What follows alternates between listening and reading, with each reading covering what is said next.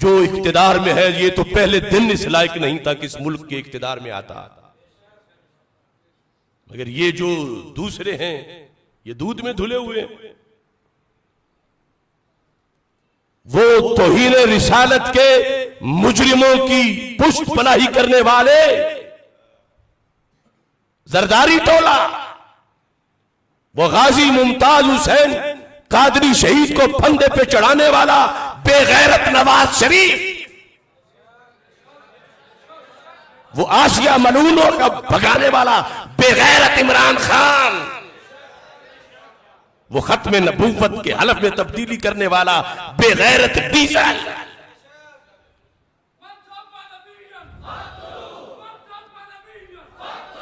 इनमें कौन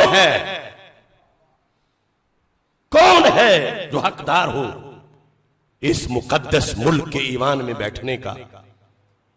ये भेड़ों बकरियों की तरफ बिकने वाले ये अवामी नुमाइंदे हैं।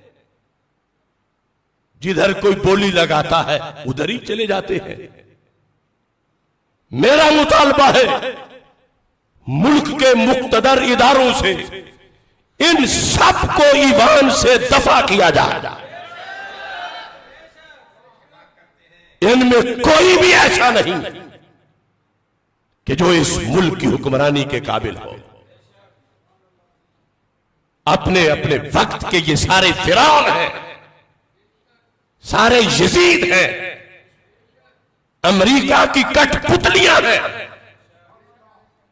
गैर मुस्लिम कुव्वतों के एजेंट हैं।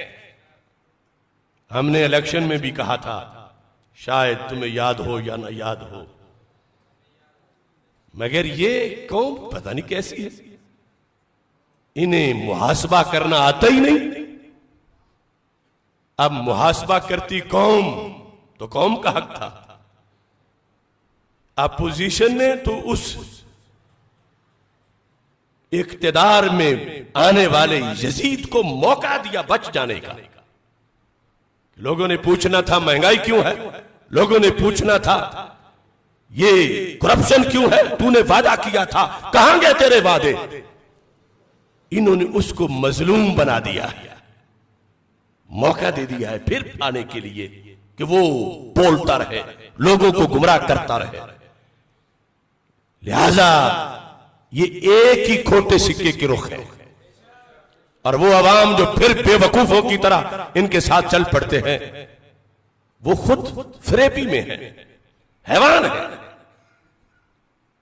और मुल्क में 1% भी शायद सारे मिलके नहीं बनते और बाकी अवाम बेचारे मजलूम बेज़बान बैठे, किससे कहें क्या करें। इस वास्ते इस मौका पर हमारा ये मौक़िफ़ है जिसका मैंने मिंबर पे बैठ के इजहार किया। और ये भागता हुआ हुक्मरान, इसने उलमाए हक को हजारों की तादाद में गिरफ्तार करके जेलों में डाला।